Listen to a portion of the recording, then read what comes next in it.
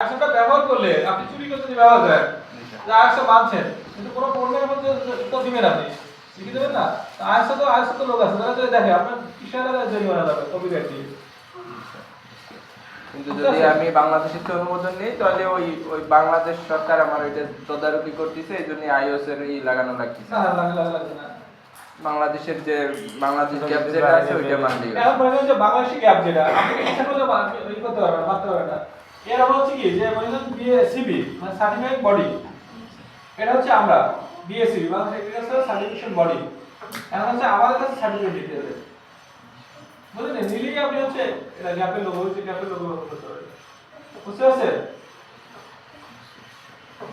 পারছেন তখন সবাই কিনতে হবে কিন্তু আপনার যে ক্রাইটেরিয়াগুলো আছে শর্তগুলো আছে এগুলো মেনে চলতে হবে আর এগুলো তদারকির জন্য কৃষি গরম লাগে স্যার সরকার আছে গরম লাগছে এসির রিমোট আছে স্যার আমরা তখনই যখন আমি স্ট্যান্ডার্ডগুলো মানে বিডিএস মানে হচ্ছে বাংলাদেশ গ্যাপ স্ট্যান্ডার্ড সবগুলো নিয়ম কানুন মেনে চলবো তাই না এবং হচ্ছে প্রত্যেকটা কি করব শুধু মানলে হবে কি করতে হবে প্রত্যেকটা ডাটা রাখতে হবে ডকুমেন্টস রাখতে হবে ডকুমেন্টস ঠিক আছে এখন কি দেখেন যে আমার আজকে যে ক্লাস কিন্তু আপনার আগের গুলোতে হলো না করলে যে সমস্যা হ্যাঁ এখন হলো দেখেন এখন আমরা একটু করি এই ক্লাসটা দিতে নিয়ে আসছে হ্যাঁ একবার দিলে দ্বিতীয় বছরে দিতে গেলে কেমন লাগে হ্যাঁ এখন যাও মনে করেন যে একটা ফলে মানে আমরা এখানে দেখছি যে ফুলকপির হচ্ছে কি যে আবার মানে সংগ্রহ করার পরে মানে হচ্ছে ক্ষতি হয়েছে কত 22% তারপর হচ্ছে বাঁধাকপির ক্ষেত্রে কি 25% কলার ক্ষেত্রে কি 26.5% বেগুনের ক্ষেত্রে 32% আম 39% টমেটো 42.5% শসা হলো 24.3% এগুলো যদি আমরা ক্ষতি না হতো তাহলে হচ্ছে কি এগুলো তো কি বাংলাদেশের অর্থনীতিতে তো একটা অবদান রাখতো জি স্যার তাই না পাশাপাশি হচ্ছে কি যে আমাদের পুষ্টিতেও কিন্তু একটা অবদান রাখতো অর্থনৈতিক চাহিদা কিভাবে কমানো যায় সেটা নিয়ে হচ্ছে আমাদের আজকের বিষয় তো তার আগে হচ্ছে যে আপনার যে কোনো ফল বা ফসল আপনার তোলার আগে এটা কিন্তু হচ্ছে যে উঠানোর আগে তার কিন্তু ম্যাচুরিটি ইন্ডেক্স রাখতে হবে মানে পরিপক্কতার সূচক জানতে হবে আচ্ছা আপনি যে স্ট্যান্ডার্ডটা বুঝছেন কি আপনার এগুলো আজকে আমার বিষয়টা একটু হালকা ছিল আবার মানে মনে করো যে ম্যাচুরিটি ইন্ডেক্স জানতে হবে মানে পরিপক্কতার সূচক যে হলো আমের পরিপক্কতার সূচক কি বলেন এই ক্লাসগুলো হয়ে যাওয়ার কথা আমের পরিপক্কতার সুযোগ হলো স্যার 80 থেকে না 90 থেকে 80 থেকে 152 দিন 90 থেকে 140 দিনের উপর তাই এটা পড়াছেন না কি বলেছে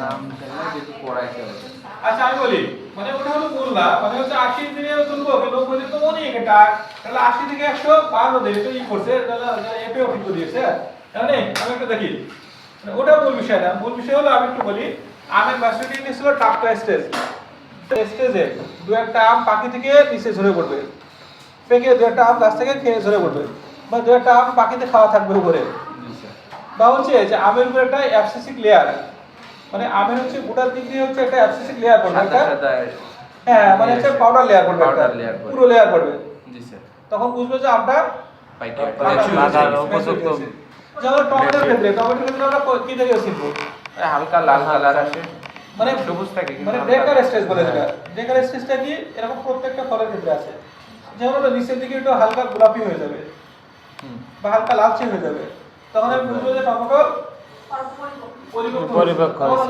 তাহলে পরিপক্কতার সূচক কোন জায়গা থেকে ফলটা উঠাতে হবে ফলটা উঠাবো কখন পরিপক্ক হবে ওই যে ব্রেক ডাউন স্টেজে মানে না মানে ও তো বলছি ও তো আমি সূচক বললাম এখন উঠাবো কোন সময় মানে সকালে উঠবো না বিকেলে এইটা হ্যাঁ হ্যাঁ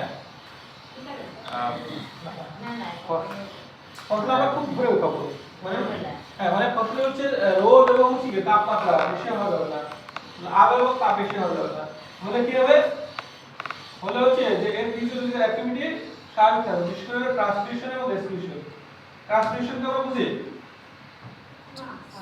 ট্রান্সমিশন হচ্ছে গাছ যে পানি নেয় পানি থেকে তার হচ্ছে 95% পানি বের করতে হয় তো যদি আমরা লাইট এবং টেম্পারেচার থাকে ওই যেটা হারভেস্ট করি তাহলে হচ্ছে কি ওটা চলতে থাকবে তাহলে হচ্ছে একদিন শুষে যাবে মানে পানি বের হয়ে যাবে বুঝতে পারছেন না এটা ট্রান্সমিশন মানে রেসপিরেশন কি শোষণ মানে হচ্ছে এজন্য খুব ভরে ওঠাতে হবে অথবা হচ্ছে আপনি যদি পরে উঠান তাহলে কি করতে হবে এটা প্রি কুলিং করতে হবে এটা নিয়ে আসার পরে মানে 4 থেকে 5 মিনিট আছে তাপমাত্রা ঠান্ডা অবস্থায় 1 ঘন্টা রেখে দিতে হবে।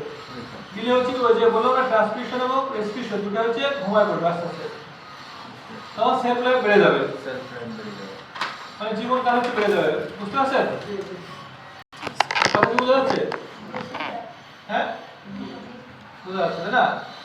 তাহলে দেখেন তাহলে হচ্ছে এই কাজটা করতে হবে এবং হচ্ছে ফসল যখন তুলেন ফসল তোলার সময় অবশ্যই কি মাথায় একটা হচ্ছে কি দিতে হবে নেটের টুপি, হাতে হ্যান্ড গ্লাভস, স্যানিটাইজ করতে হবে। স্যানিটাইজার আছে না কন্ডিশনার দিতে হবে, জি স্যার। স্যানিটাইজ করতে হবে, হ্যান্ড গ্লাভস দিতে হবে, মাস্ক দিতে হবে এবং যারা উঠাবে 6 মাস পর মেডিকেল চেকআপ করতে হবে তার যে কোনো রোগ আছে কিনা। এবং দুইটা টয়লেটে গেলাম, এটা ভালো মানের টয়লেট থাকা লাগবে।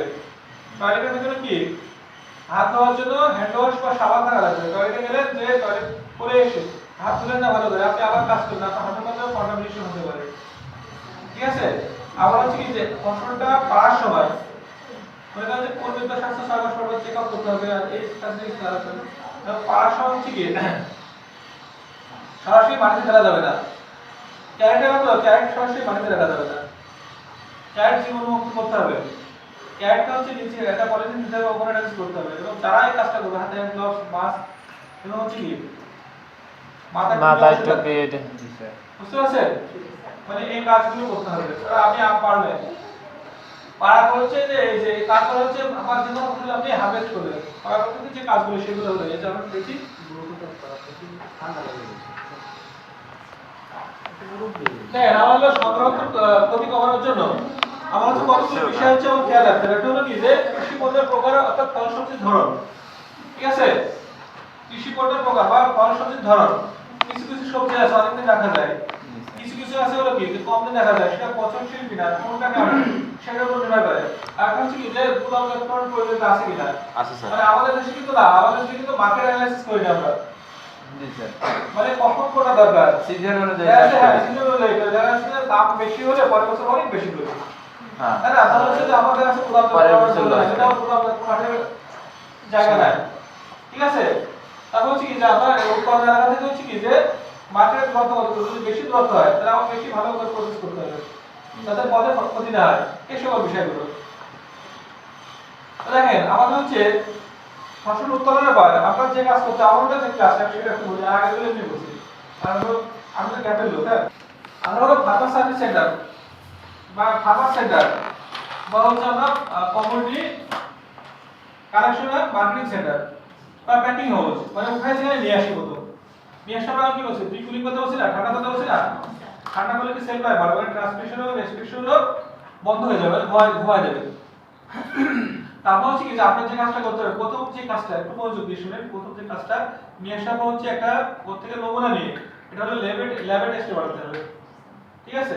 সাপোজ এখানে কয়জন আছে 25 জন, আমি একটা সিলেক্ট করলাম হলো একটা নমুনা মনে করেন র্যান্ডম। ঠিক আছে? তো মানে ওই একটা মনে করেন যে একটা যেকোনো সস টমেটো আমি টমেটো দিয়ে দিলাম। ঠিক আছে? না এটা হাসি না, এখন হচ্ছে নেওয়ার পর হচ্ছে আমি এটা টেস্টে পাঠাবো। কোথায় পাঠাবো? ওপেনে। কোথায়? ওপেন। ওপেন আপনার ঢাকায় মাটি কাটা অবস্থিত, জায়গাটা মাটি কাটা ওপেনে পাঠালাম। পাঠানোর পর হচ্ছে আমি টেস্ট করব। কি টেস্ট করব? ওতে কোনো জীবাণু রোগবালা বিষয় হলো আমি যেটা টেস্ট করব তো এমআরএল টেস্ট করব। কি টেস্ট করব? এমআরএল তে আপনারা বলছেন ম্যাক্সিমাম রেসিডিউ লিমিট, মানে কতদিন রাখা যাবে? ম্যাক্সিমাম রেসিডিউ লিমিট সেটা হচ্ছে কি যে সর্বোচ্চ কীটনাশকের অবশিষ্টাংশ।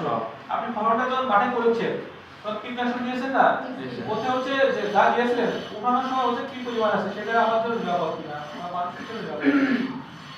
হচ্ছে এবারে ওখানে গেলে টেস্ট হয়, টাকা দিয়ে দিয়ে দেয় 500 টাকা দিয়ে, মানে এটা প্রত্যেকটা আলাদা আলাদা ইয়ে আছে। এটা তো প্রত্যেকটাকে করা লাগবে। হ্যাঁ, তাহলে আপনি নিরাপদ করুন কি হবে আপনার পণ্যটা, আপনি তো বলবেন আমার পণ্য নিরাপদ, আপনি কি দিয়ে বলবেন? আমার তো কিছু ডকুমেন্টস থাকবে, আমার কাজ করতে হবে, ডকুমেন্টস থাকতে হবে। মানে এই ক্রাইটেরিয়া মেইনটেইন করলে ফসল যা দাম আছে তার 3-4 গুণ না চার্জ করলে মেইনটেইন করা যাবে না। মানে আমরা যে দামে বাজারে সেল করি আমরা তো উত্তম কৃষি চর্চা করছি, জি স্যার। তাই না? ধ্যান বলছি যেটা বিদেশে সেল করার জন্য যদি ওয়াইসি তে লাগবে অনুমোদন। এই শুনেন আমরা জানি স্যার বড় হয়ে যাচ্ছে স্যার। এই এত বড় সুপর করে স্যার বন্ধ করে দেবো। হেভি মেটাল হলো ভারী ধাতু। সেটা হচ্ছে যে আমার যে সবজি বা যে ফল আমি যেটা করছি এটা হচ্ছে যে আমি যে মাটিতে করছিলাম মাটিতে কোনো ভারী পদার্থ ছিল কিনা, বিশেষ করে nickel, nickel cadmium, arsenic, chromium, ঠিক আছে, এই জাতীয় লেড, লেড এই জাতীয় কোনো ভারী ধাতু আছে কিনা যেটা হলো যে আমার স্বাস্থ্যের জন্য ক্ষতিকর, এমনকি ক্যান্সার পর্যন্ত হতে পারে, ঠিক আছে। বা হলো কোনো জীবাণু আছে কিনা, বিশেষ করে ব্যাকটেরিয়ার জীবাণু, ছত্রাকের জীবাণু, ঠিক আছে, নিউমাটোডের জীবাণু, এরকম জীবাণু আছে কিনা, বা হলো কোনো ভারী পদার্থ আছে কিনা এটা টেস্ট করা, বুঝতে পারছেন? টেস্টের রেজাল্ট আপনি পেয়ে গেলেন, তাহলে কি টেস্টের রেজাল্ট আপনি সংরক্ষণ করলেন মাটি কি বললাম ওই যে মানে কীটনাশকের পেপার আছে কিনা সেটা, তাহলে এবারে তাহলে দুটো ডকুমেন্ট আছে তাহলে আপনি পরীক্ষা করলেন, তাহলে তো দেখলেন যে ভালো, তাহলে তো আপনার 100% ভালো আছে। এখন হচ্ছে কি আপনি মনে করেন যে ক্লিনিং করবেন না, যে পানি দিয়ে ধোবেন ওই পানির মধ্যে ড্রিঙ্ক বলা হতে হবে, পানযোগ্য পানি, যে পানি আপনি খান, বুঝলেন? অথবা হচ্ছে পানিটা পরীক্ষা করে নিতে হবে পানিতে কোনো ক্ষতিকারক উপাদান আছে কিনা, পানিতে কিন্তু অনেক হেভি মেটাল থাকে, ঠিক আছে, আর্সেনিক থাকে, ক্রোমিয়াম থাকে, আয়রন থাকে, বুঝতে পারছেন? মাত্রা কিন্তু হলে মানুষের ক্ষতি হতে পারে, ঠিক আছে, এটা পরীক্ষা করে নিতে হবে। তাহলে পরীক্ষা করে ওটা মাটি কাটা হয় যে অথেন্টিক বলে, তাহলে তার প্রমাণ করতে, বুঝতে পারছেন? তাহলে আপনি পণ্য যখন ঢাকা মাটি কেটে তখন প্রত্যেকটা প্রত্যেকটা পণ্যের ট্রেসিবিলিটি থাকে, ট্রেসিবিলিটি আপনারা করছেন? ট্রেসিবিলিটি হচ্ছে মনে করেন যে একটা পণ্য, এই পণ্যের গায়ে লেখা থাকে কি কি এর মধ্যে কি আছে, কতটুকু ওজন, মেয়াদ কাল, অনেকগুলো জিনিস লেখা কি কি দিয়ে তৈরি করছে কেমন, মানে ট্রেসিবিলিটি ট্রেসিবিলিটি হচ্ছে শুধু ওটা না, ট্রেসিবিলিটি হচ্ছে ট্রেস করা ও ট্র্যাক করা। মানে এটা একটা পণ্য না, এই পণ্য হচ্ছে অনেকগুলো উপাদান কাঁচামাল ব্যবহার করে পণ্য তৈরি করা হয়েছে, আর কাঁচামাল কি কি ব্যবহার করা হয়েছে এটা হচ্ছে আপনি পরীক্ষা করছেন কিনা, এটা কোনো হেভি মেটাল আছে কিনা, বা এটা নিরাপদ কিনা, মানে ব্যবহার করলে আমার ক্ষতি হতে পারে কিনা, বা এটা হলো পরিবেশ বান্ধব কিনা, যদি পরিবেশ বান্ধব থাকতো এখানে ISO 14001, যদি গুণগত মানসম্পন্ন হতো তাহলে এখানে থাকতে হলো ISO 9001 বা BDS 1740 লেখা থাকতো, ওটা কত 1240 না 1240 আর 1743 লেখা থাকতো, এটা বুঝছেন? তাহলে আপনি বুঝছেন যে এটা কোনো মানসম্পন্ন অনেকগুলো মানে এটা দিয়ে বোঝা যায়, এবং এর গতিবিধি কোথায় যাচ্ছে কোনটা এখন আমার কাছে আছে না, না মানে আপনি যখন মার্কেটে ছেড়ে দিচ্ছেন তখন কোনটা কোথায় যাচ্ছে, পরিবহনে আছে বা কোনো মানে কারো ভোক্তার কাছে আছে বা কেউ খেয়ে ফেলছে বা হচ্ছে কোনো দোকানে আছে, মানে এটা হলো ট্র্যাক করা, কোথায় যাচ্ছে গতিবিধি দেখা, আর এর ভিতরে কি আছে এটা দেখা, দুটাই নির্দিষ্ট ট্রেসিবিলিটি বলে, ঠিক আছে। এখন মনে করেন যে আপনি ট্রেসিবিলিটি দেখছেন, দেখার পর মনে করেন যে আপনার কোনো একটা কোনো একটা স্টেজে ক্ষতি হয়েছে, মনে করছেন যে পণ্যতে কোনো সমস্যা আছে, তখন হচ্ছে আপনি এটা কি করবেন, উইথড্র করবেন। দেখবেন যে কোনো একটা দোকান থেকে দেখবেন যে কোনো ডিলার কাছে পুরো ব্যাচ উঠাই নিয়েছে কোম্পানি, হ্যাঁ আছে মাঝে মাঝে দেখা যায় এটা আর হচ্ছে পণ্যের সমস্যা দেখা দিয়েছে, পণ্য যদি ভোক্তার কাছে পৌঁছায় যায় তাহলে ক্ষতিগ্রস্ত হবে, পত্রপত্রিকা আসবে, রেজিস্ট্রেশন আসবে, ওই পণ্য না, ওই কোম্পানি কোনো লোক খাবে না, ওই বাজে কোম্পানি না পার একবার সব উঠে নিচ্ছে। বুঝতে পারছেন? আমার হচ্ছে ডিলার কাছে হচ্ছে ভোক্তার কাছে পৌঁছায় গেছে, ভোক্তা খাইছে খেয়ে অসুবিধা হয়েছে, হওয়ার পরে হচ্ছে কি আমি বুঝতে পারছি আমার পণ্যটা ওইখান থেকে সমস্যা হয়েছে, তখন হচ্ছে আমি কি করবো, আমি ভোক্তার কাছে মতো বসে দেবো যে বলো ভাই আমার একটু ভুল হয়ে গেছে, তুমি মাফ করে দাও, আমি বুঝতে পারিনি, ওর কাছে খবর আমার সাথে ক্ষতিপূরণ দেবো, দিয়ে হচ্ছে পুরো পণ্য ওর কাছ থেকে যেটা যাচ্ছে সেটা আমি তুলে নেবো, এটা রিকল বলে, ঠিক আছে। আর পণ্যটা হচ্ছে ভোক্তার কাছে পৌঁছানোর আগ পর্যন্ত যদি আমি এটা তুলে নিয়ে আসি, বুঝতে পারি সেটা কি বলে উইথড্র, আর হচ্ছে রিকলটা হচ্ছে ভোক্তার কাছে পৌঁছাইছে, মার্কেটেও আছে, ভোক্তা ক্ষতিগ্রস্ত হয়েছে, ভোক্তার ক্ষতিপূরণ দিলাম, তারপর হচ্ছে কি যে ভোক্তাকে বোঝালাম, তারপর হচ্ছে বিজ্ঞপ্তি দিলাম আমার এই পণ্যে এই লটে সমস্যা দেখা দিয়েছে, আপনারা কেউ খাবেন না, কারণ হচ্ছে আমি যেটা না করে দিলাম আমার রেপুটেশন নষ্ট হয়ে যাবে, লোক বলবে কি এই পণ্যটা হলো খারাপ, এই কোম্পানি খারাপ, এই কোম্পানি কোনো পণ্য কিনবো না, হয় না? তাহলে এটা হচ্ছে কি যে আমরা রিকল করছেন, আর মক রিকলটা হচ্ছে মক রিকল যেটা এই শোনেন, মক রিকলটা হচ্ছে মাঝে মাঝে হলো আমরা একটা প্রোডাক্টের মাঝে ছাড়লাম, সাপোজ এটা ছাড়ছি, এটা হচ্ছে মাঝে মাঝে আমি নিজ উদ্যোগে আমি এটা টেস্ট করব যে এর ভিতরে কোনো সমস্যা আছে কিনা, বা কেউ একটা অভিযোগ দিয়েছে সেই অভিযোগটার সত্যতা গল্প করবো, সেগুলো পরীক্ষা করে দেখেন, সেটা হলো মক রিকল, বুঝতে পারছেন? টেস্ট করবো, হেভি মেটাল টেস্ট করবো, ওই যদি সব ঠিকঠাক মতো থাকে তাহলে আমি নেক্সট স্টেজে যাবো, ঠিক আছে। মানে আমি প্রথমে হচ্ছে কি যে আমি এরকম হতে পারে আপনি বলতে পারেন যে স্যার আপনি হলে এটা টেস্ট করতে বলছেন তো আমার একটা কাছে আমার টেস্ট, আপনি ডিলারের কাছে বা যে কৃষকের কাছে নেবেন যেখান থেকে উৎস যেখান থেকে ওই উৎস থেকে একবারই করবেন। একবার টেস্ট করলে হয়। হ্যাঁ, তারপর কন্টিনিউ চলতে থাকবে। ঠিক আছে? হ্যাঁ। টেস্ট করলে টেস্টের রেজাল্ট রাখবে। এটা হচ্ছে যে আপনার প্রমাণ করছে, কাজ করছে প্রমাণ করছে। এবার দেখেন আপনার তারপর কি কাজ করবে, মনে করেন যে আপনার এটা করার পর হচ্ছে আপনার করতে হবে সঠিক গ্রেডিং। সঠিক মানে হচ্ছে বাছাই করা। বাছাই করা বলতে কি মানে কাটা ভাঙা চূড়া রোগা প্রান্ত এগুলো হচ্ছে আলাদা করা। বাছাই না করলে কি হবে, ফিজিওলজিক্যাল অ্যাক্টিভিটি চলবে, তখন হলো ইথিলিন উৎপাদন শুরু হবে। তখন হচ্ছে এটার সাথে একটার সাথে একটা গায়ে লেগে গেলে হলো দ্রুত পেকে যাবে, পচে যাবে, নষ্ট হয়ে যাবে। জি স্যার। এই জন্য আমরা কি সঠিক হতে হবে, বাছাই করতে হবে। বাছাই করার পর আমরা কি করতে হবে, গ্রেডিং করতে হবে। গ্রেডিং করে হচ্ছে কি যে এটা যে আমি গ্রেডিং করতে পারি, কালারের উপর ভিত্তি করে গ্রেডিং করতে পারি, সাইজের উপর ভিত্তি করে গ্রেডিং করতে পারি, পরিপক্কতার উপর ভিত্তি করে গ্রেডিং করতে পারি। ঠিক আছে? A grade, B grade, C grade. বা আমরা দেখতে হবে যে আমাদের হলো যে যারা ভোক্তার চাহিদা কি, এই চাহিদা অনুযায়ী হলো গ্রেডিং করা।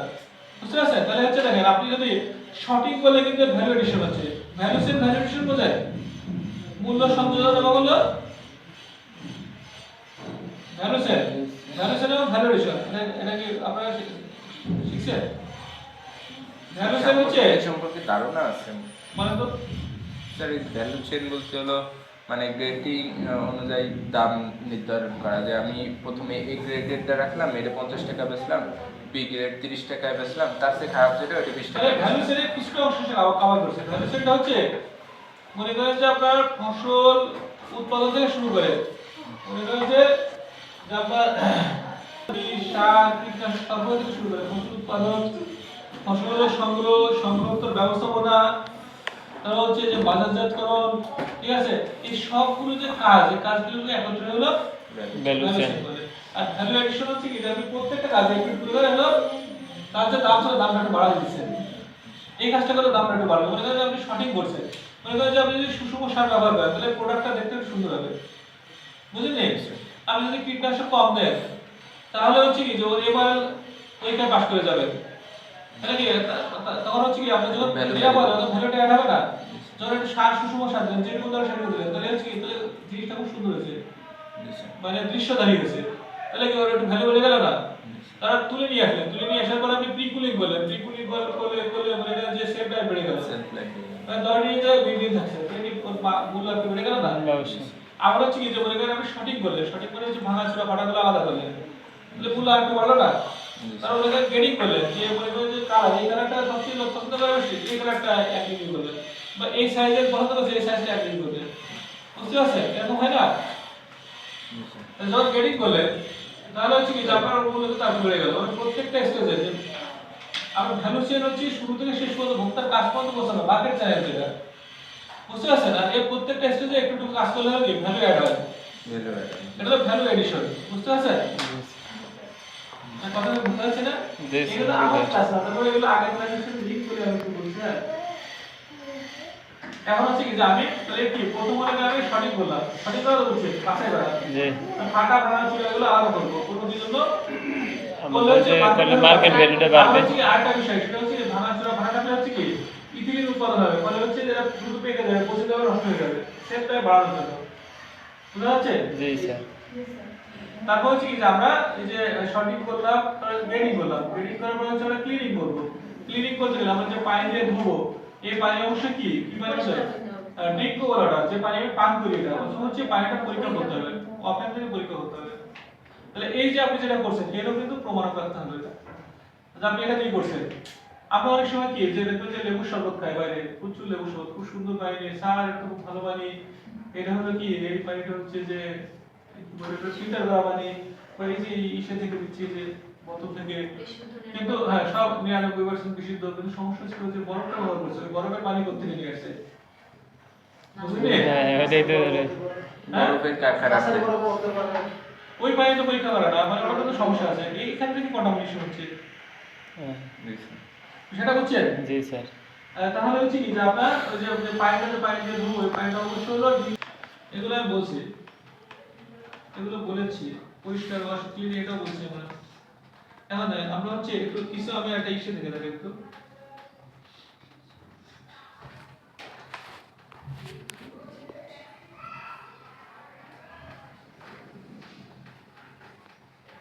নিয়ম করে বাইরে বাকি অংশ আছে এটা আমরা বলছি কি দেখা যাচ্ছে সেগুলো 4 থেকে 8 টেবিল চামচ হলো বায়োলজিক ব্লিচিং পাউডার মানে বাজারে কিনতে পাওয়া যায় বায়োলজিক ব্লিচিং পাউডার আপনি যদি বায়োলজিক ব্লিচিং পাউডার বলেন তাহলে তাহলে হলো যে আমরা বলি না যে 5.25% হলো NaOCl তার মানে হলো সোডিয়াম হাইপোক্লোরাইড থাকে NaOCl হচ্ছে সোডিয়াম হাইপোক্লোরাইড এটা লবণ আমরা যখন NaCl খাই NaCl হচ্ছে আমাদের লবণ রাখা আর এই লবণটা হচ্ছে NaOCl হলো সোডিয়াম হাইপোক্লোরাইড বাজারে কি নামে বাবুসা সোডিয়াম এই যে আপনি এই যে সোডিয়াম হাইপোক্লোরাইড কি লিখবেন আপনি বলেন বায়োলজিক ব্লিচিং পাউডার ও বায়োলজিক ব্লিচিং পাউডার হচ্ছে 5.25% হলো সোডিয়াম হাইপোক্লোরাইড থাকে আপনি যখন বায়োলজিক ব্লিচিং পাউডার কিনবেন তখন ওই উপাদানের স্পেসিফিকলি লেখা থাকবে এত পার্সেন্ট আছে হাইপোক্লোরাইড আছে বুঝতে পারছেন এটা কিনে কি করবেন হচ্ছে যে এটা কিনে আপনি 4 লিটার পানিতে হলো 4 থেকে 8 টেবিল চামচ দিবেন দিয়ে হচ্ছে 1 থেকে 3 মিনিট ডুবাই রাখবেন ডুবাই রেখে ধুতে পারবেন ধুতে পারে হচ্ছে টিস্যু দিয়ে মুছে দিবেন তাহলে সেফ লাইফ হচ্ছে বেড়ে যাবে বুঝতে পারছেন হ্যাঁ গন্ধ হয়েছে গন্ধ কমে না স্যার না বন্ধ হবে না আপেল কিন্তু কোটিং করা এটা হলো ওয়াক্স কোটিং মানে মোম লাগানো ওই মোমটা হচ্ছে খাওয়া যায় আপনি আম বা আনারস বা কিছু পণ্যের ক্ষেত্রে মোম লাগাতে পারবেন মোমটা হচ্ছে খাওয়া যায় তখন সেল লাইফ হচ্ছে অনেক বেড়ে যায় প্রায় 1 মাস হয়ে যায় বুঝতে পারছেন আর কিছু কিছু পণ্য আছে সেগুলো হচ্ছে যে আপনি তেল দিয়ে কোটিং করতে পারেন টমেটো বনর যেগুলো একটু সরিষার তেল একটু নারকেলের তেল লাগাই দিলেন সেল লাইফ অনেক বেড়ে যাবে এটা কোটিং বলে যে অবশ্যই বেশি থাকবে ভালো করে হচ্ছে যেটা বললাম না ওই যে ট্রিটমেন্ট করলেন বা ভালো করে ধুলেন ধুয়ে টিস্যু দিয়ে মুছে একটু কোটিং করলেন তেল দিয়ে এটা অনেকদিন থাকবে তারপর হচ্ছে কিটোসান ব্যবহার কিটোসান হচ্ছে কাঁকড়া বা হচ্ছে যে ইয়ে আছে না চিংড়ি এই যে খোলস আছে না ওগুলো দিয়ে কিটোসান তৈরি এই কিটোসানের মানে এসে পানিতে যদি এটা রাখা যায় মানে পেঁপে আমড়া যে আমরা বললাম না এগুলো